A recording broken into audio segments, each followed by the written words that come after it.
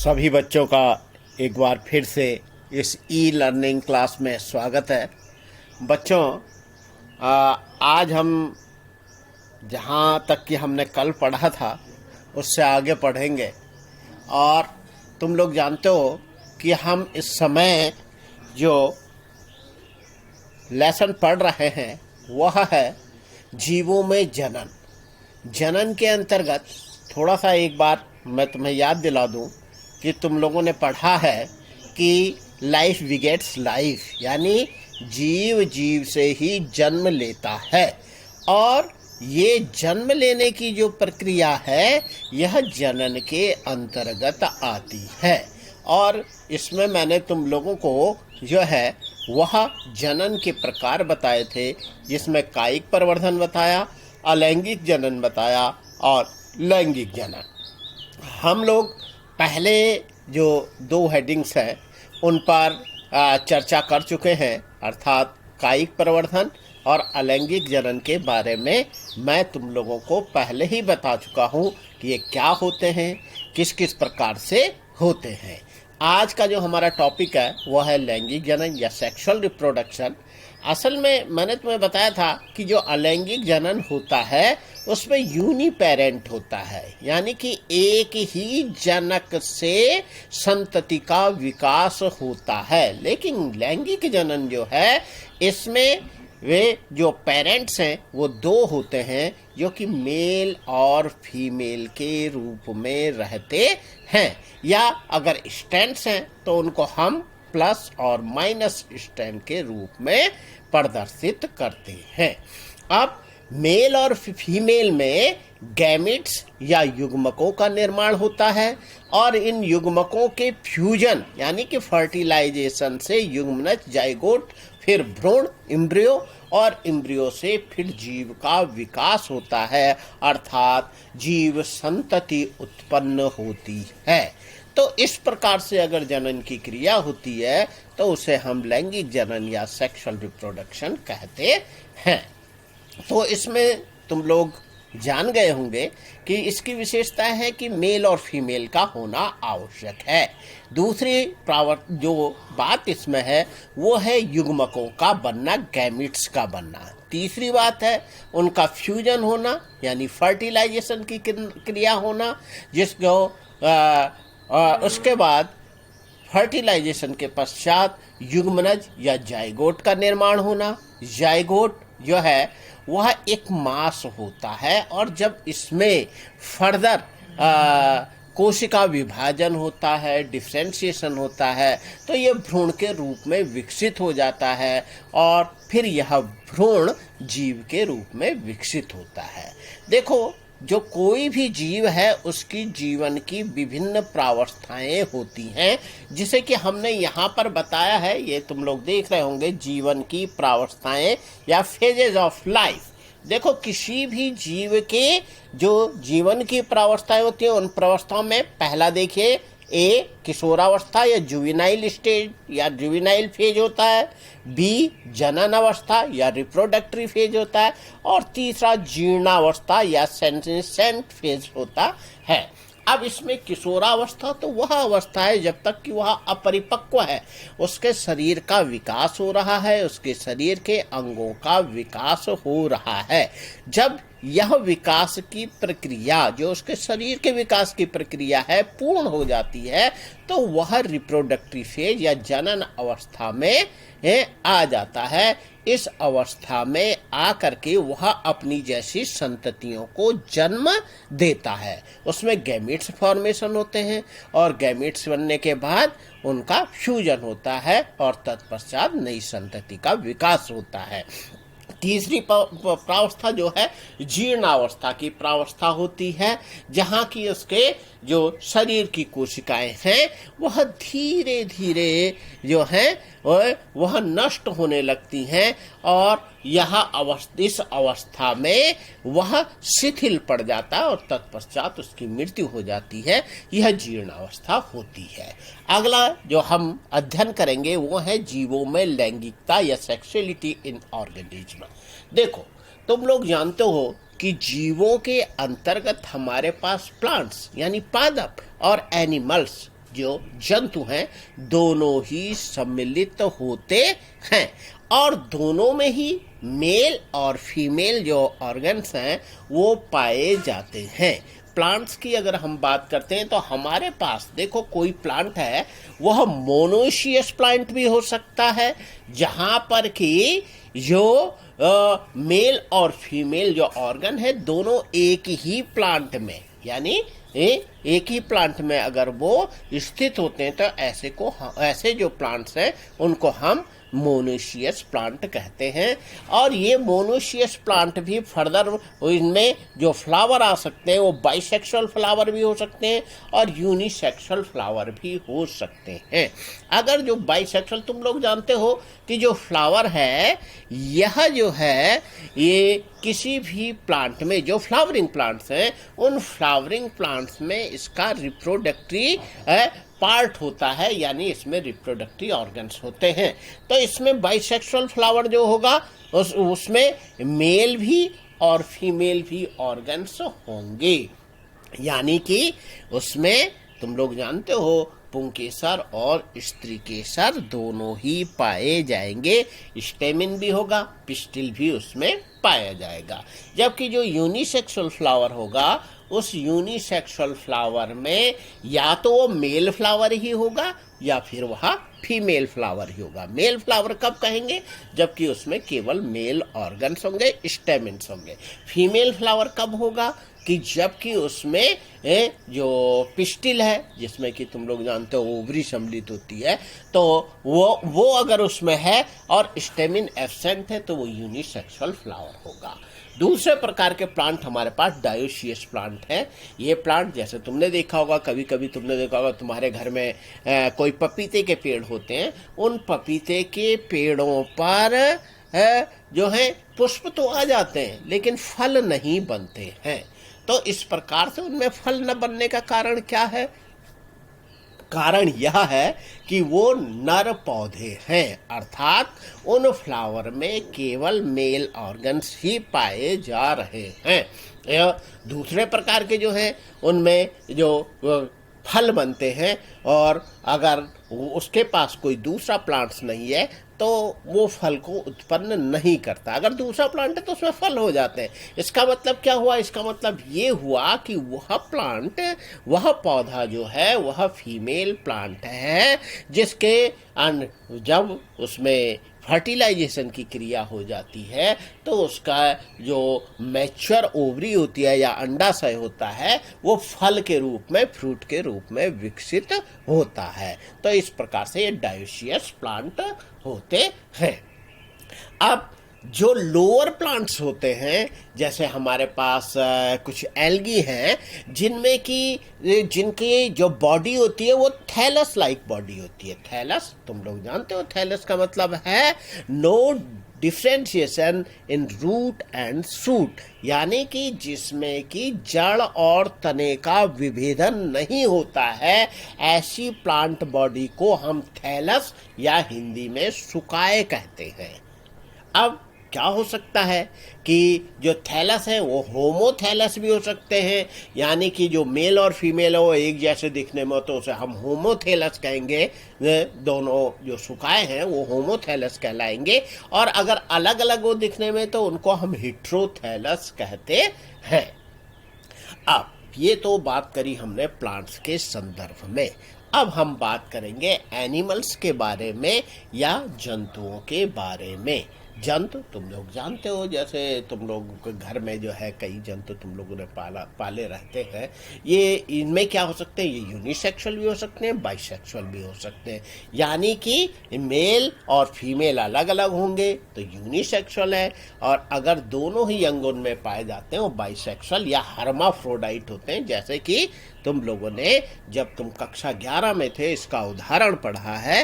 ये उदाहरण है केचुआ या जो लीच है, इसमें जो है ये हर्माफ्रोडाइट होते हैं। अब आते हैं हम लैंगिक जनन के प्रकार में। जो लैंगिक जनन के प्रकार है या टाइप्स ऑफ सेक्सुअल रिप्रोडक्शन है उसमें युग्मक संलयन हो सकता है, सिंगेमी हो सकती है या कंजुगेशन हो सकता है। अब देखिए इन दोनों में फर्क क्या है। युग्मक संलयन जैसा कि नाम से ही स्पष्ट हो रहा है, इसमें गैमिट्स जो है वो फ्यूज हो जाते हैं, जो मेल और फीमेल गैमिट्स बनते हैं, और गैमिट बनने की जो प्रक्रिया होती है वो गैमिटोजेनेसिस होती है, उसे गैमिटोजेनेसिस कहा जाता है।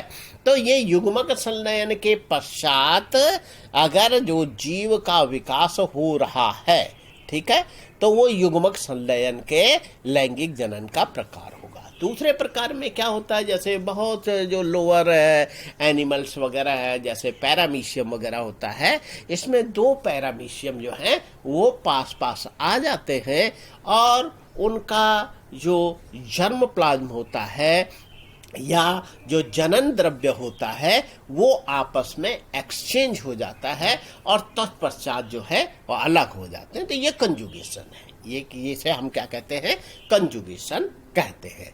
अब कोई भी लैंगिक जनन है, इस लैंगिक जनन के अलग अलग चरण होते हैं, या इसमें हम कहेंगे कि इवेंट्स ऑफ सेक्सुअल रिप्रोडक्शन जो है इसकी अलग अलग घटनाएं होती है। एक तो पहली जो है वो है pre fertilisation events, second one is the fertilisation and third post fertilisation events. अब होते क्या है, प्रश्न उठता है ये प्री फर्टिलाइजेशन इवेंट्स क्या है। देखो तुम लोग जानते हो कि इस लैंगिक जनन की घटना में सबसे जो मोस्ट है वो है गैमिट्स का बनना, जिसको गैमिटोजेनेसिस कहते हैं। यहाँ पर थोड़ा सा ये स्पेलिंग देख लेंगे, ये एल है, इसे टी कर देंगे। अगर मैं अपना ये मार्कर उठाता हूँ तो हो सकता है कि मेरा जो ये वीडियो बन रही है, ये वीडियो बनने में खलल आ जाए या मोबाइल जो है वो इधर उधर हो जाए, तो इसलिए तुम लोग ही इसे कर लेंगे, स्पेलिंग को सुधार लेंगे। ये गैमिटोजेनेसिस है। गैमिटोजेनेसिस देखो होता क्या है, जो जर्म सेल हैं जनन कोशिकाओं में अर्ध विभाजन यानी मियोसिस, मियोसिस थोड़ा याद करोगे, तुम लोगों को मैंने बताया हुआ है माइटोसिस और मियोसिस, सूत्री विभाजन और अर्धसूत्री विभाजन। अर्धसूत्री विभाजन नाम से ही स्पष्ट है कि सूत्र कितने हो जाएंगे, आधे हो जाएंगे। कौन से सूत्र आधे हो जाएंगे, गुणसूत्र या क्रोमोसोम। जब कोशिका विभाजन के पश्चात, अब कोशिका विभाजन जिस कोशिका में हो रहा है उसे हम कहेंगे मदर सेल, यानी सेल डिवीजन। डिवीजन वाली कोशिका कौन है, मदर सेल। मदर सेल जब डिवाइड हो जाएगी तो उसके डिवाइड होने के बाद जो नई कोशिकाएं बनेंगी वे उन नई कोशिकाओं में जो नंबर ऑफ क्रोमोसोम्स होंगे वो अपनी मदर सेल के हाफ होंगे, आधे होंगे। तो इसे हम अर्धसूत्री विभाजन कहते हैं।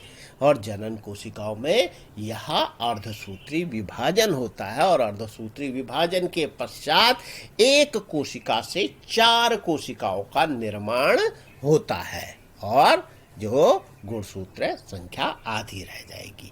अब मेल गैमिट्स अलग हैं, फीमेल गैमिट्स अलग हैं। तो दोनों ही जो क्या हैं वो गैमिट्स जब फ्यूज होंगे तो फिर तुम लोग जानते हो कि जब ये आधे जो नंबर ऑफ क्रोमोसोम हो गए, ये कंडीशन क्या हो गई, हैप्लॉइड को कंडीशन। और मदर सेल में कंडीशन क्या थी क्रोमोसोम की, डिप्लॉइड, यानी वो द्विगुणित थे, और यहाँ क्या रह गए, एक गुणित। अब जो जीव है, जीव ने तो द्विगुणित होना है, जो हायर हमारे पास क्या है ऑर्गेनिज्म है, तो वो तो डिप्लॉइड होने हैं। तो इसलिए दोनों गैमेट्स जो आएंगे मेल और फीमेल, जो फर्टिलाइजेशन होगा, फ्यूजन होगा, तो उसके बाद जो जाइगोट बनेगा तो वो जाइगोट क्या हो जाएगा, वह डिप्लॉइड हो जाएगा। लेकिन कुछ लोअर प्लांट्स ऐसे होते हैं जिनकी की मेन प्लांट बॉडी जो होती है वो हैप्लॉइड ही होती है, और केवल जब जब जाइगोट का निर्माण होता है तो जाइगोट के निर्माण के समय ही वहाँ पर डिप्लॉइड कंडीशन आती है, और फिर उसमें फर्दर डिवीजन होकर के जो मेन प्लांट बॉडी होती है वह फिर क्या हो जाती है, हैप्लॉइड हो जाती है। अब इसी में जो प्री फर्टिलाइजेशन इवेंट का पहला मैंने ए बताया गैमिटोजेनेसिस, सेकंड वन है गैमिट ट्रांसफर। अब इन गैमिटों ने ट्रांसफर होना है, ठीक है, एक यानी चाहे वो बहुधा होता क्या है कि मेल टू फीमेल ये ट्रांसफर हो जाता है। प्लांट्स के केस में भी ऐसा ही होता है। तुमने परागण की क्रिया पढ़ी होगी कि पराग कण जो है विभिन्न माध्यमों के द्वारा जो पुष्प होता है उस पुष्प के वर्तिकाग्र तक पहुंच जाते हैं। इसमें तुम लोगों ने स्वपरागण भी पढ़ा हुआ है, परपरागण भी पढ़ा हुआ है। क्रॉस फर्टिलाइजेशन भी हो सकता है और सेल्फ फर्टिलाइजेशन भी हो सकता है। तो इस प्रकार से गैमेट का ट्रांसफर होता है। ऐसी ही क्रिया जो है एनिमल्स में भी होती है। नेक्स्ट वन ये फर्टिलाइजेशन। ये जो नेक्स्ट इवेंट है वो है फर्टिलाइजेशन, यानी कि मेल और फीमेल गैमेट जब साथ साथ आ जाएंगे तो उनका फ्यूजन हो जाएगा, उसको हम फर्टिलाइजेशन कहेंगे। और फर्टिलाइजेशन होने के बाद जो दोनों के जो जर्म प्लाज्म है वो मिल जाएंगे। तो ये फर्टिलाइजेशन एक्सटर्नल भी हो सकता है, इंटरनल भी हो सकता है। यानी एक्सटर्नल का मतलब है बाह्य फर्टिलाइजेशन, निषेचन, बाह्य निषेचन, और इंटरनल यानी आंतरिक निषेचन। अगर बॉडी के बाहर जो है वो निषेचन की क्रिया होती है, फर्टिलाइजेशन होता है, दैट्स कॉल्ड एक्सटर्नल फर्टिलाइजेशन। उसको बाह्य निषेचन कहा जाएगा। अब ये होता कहाँ है? बहुत सारी जो फिश हैं या फिर तुम्हारे जो रेप्टाइल्स हैं, रेप्टाइल्स का मेंढक इत्यादि है, तो उनमें एक्सटर्नल फर्टिलाइजेशन पाया जाता है। मेल फीमेल गैमेट्स जो है वो बॉडी से बाहर आते हैं। बाहर आकर के जैसे अगर हम बात करते हैं मेंढक की, तो जल में जो है वो तैरते हुए एक दूसरे के संपर्क में आ जाते हैं, तो वो फर्टिलाइजेशन होता है। इंटरनल फर्टिलाइजेशन बॉडी के भीतर होता है। Third one is the post fertilisation event. Post fertilisation event यानी कि जब दोनों मेल फीमेल गैमेट्स मिल गए तो वो एक कोशिका के रूप में आ जाएंगे और उसे हम कहेंगे जाइगोट, यानी युग्मनज। युग्मनज का निर्माण हो जाएगा।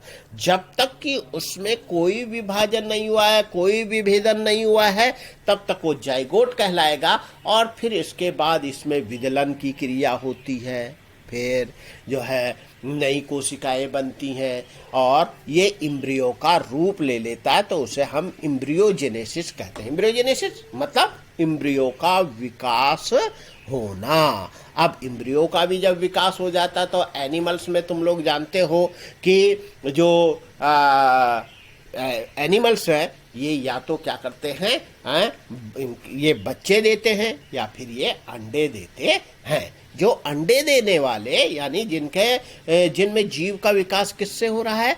अंडों से हो रहा है, उनको हम अंडज प्राणी कहते हैं। इंग्लिश में इसको ओवीपेरस कहा जाता है। जबकि जिनमें जो बच्चे जो हैं, जो हायर एनिमल्स हैं, वो क्या करते हैं, उनमें जो जन्म है वो शिशु जन्म लेते हैं, ये विविपेरस कहलाता है। तो इस प्रकार से ये लैंगिक जनन जो है वो जीवों में होता है। देखो अब तुम लोगों ने अलग अलग जो है वो जनन के प्रकार पढ़े, और इन जनन के प्रकारों में जो सबसे महत्वपूर्ण बात है या जो सबसे बेस्ट मेथड है रिप्रोडक्शन का, वह लैंगिक जनन ही होता है। क्यों? अब प्रश्न उठता है कि क्यों?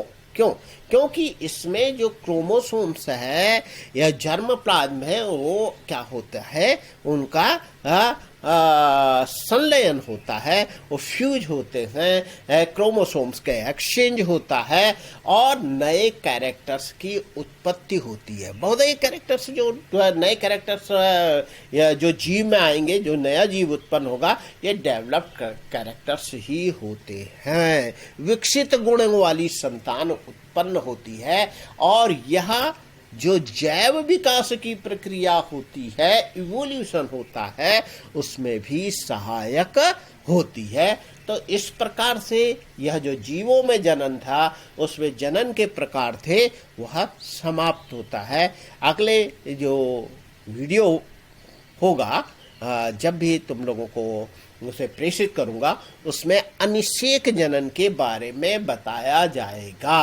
अनिषेक जनन का मतलब होता है बिना निषेचन के ही भ्रूण का निर्माण हो जाना, तो वह अनिषेक जनन कहलाएगा। क्या होता है इसे जानने के लिए नेक्स्ट वीडियो का इंतजार करें।